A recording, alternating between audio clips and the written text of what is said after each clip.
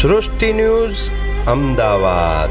અમદાવાદ નારોલ બ્રિજના છેડે ગંભીર અકસ્માત સર્જાયો.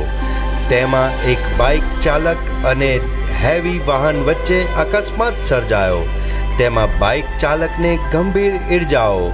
108 દ્વારા બાઇક ચાલકને દવાખાનામાં ખસેડાયા હતા.